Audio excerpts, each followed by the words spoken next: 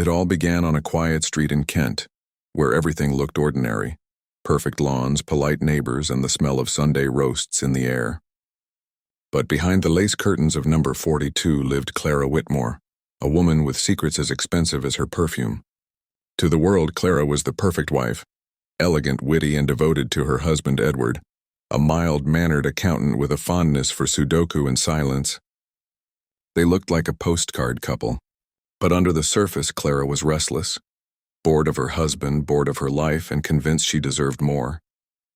Clara's boredom found excitement in Damien, a charming art dealer with a Jaguar and a dangerous smile. He told her she was too radiant to waste on a man who collects teacups. It started as coffee, then dinners, then weekends away, business trips that Edward never questioned. But Clara wasn't just cheating on her husband, she was planning her future. Damien whispered promises of a villa in Spain, a new life, a clean break. There was only one problem. Edward's insurance policy had worth $1.2 million. Damien had a plan, one little accident, love. You collect, we disappear, easy. Clara hesitated at first, but greed, when it bites, bites deep. The idea was simple. Edward was to take a romantic getaway to Scotland. Damien would arrange a car malfunction. The car would go off a cliff, and by the time anyone found it, Edward would be gone, and Clara, the grieving widow, would be rich. But life and in karma, love's a plot twist. On the morning of the trip, Edward fell ill, food poisoning. Clara, impatient and irritated, decided to drive the car herself to get it serviced. She thought she was just speeding the plan along.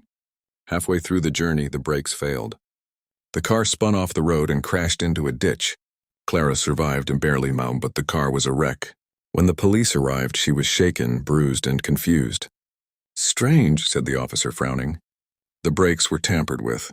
You're lucky to be alive, Mrs. Whitmore. When Clara returned home, still dazed, Edward was gone. No phone. Just gone. Days later, she got a letter in the post, handwritten. Clara, I know everything. About Damien, about the insurance. You wanted me dead. Now you'll see what that feels like. Don't look for me. Her heart dropped. The police called it a domestic disappearance. But a week later, the insurance company froze her account. Someone had already tried to claim the money, under her name. Clara tracked down Damien in London. She stormed into his gallery only to find it empty. No art, no staff, just echoes. Then a woman appeared from the back room, Damien's assistant, wearing Clara's diamond necklace. Oh, she smiled coldly. You must be the other Mrs. Whitmore.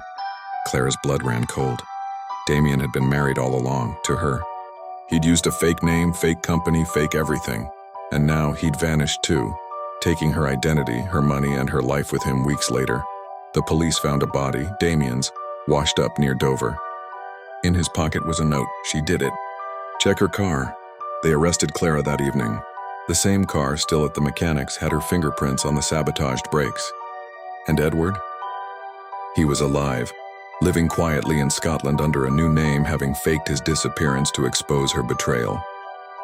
He'd found the affair months earlier and turned the plan on its head. In court, Clara screamed, "You played me, Edward." He only smiled. "No, Clara, you played yourself." The judge's gavel echoed like a gunshot. Clara was sentenced to 15 years. From her prison cell, she often replayed the story in her head. How she'd had it all and lost it all because she thought she was smarter than everyone else. And every night, as the cell lights flickered out, she whispered the words that now haunted her. The wife who played herself.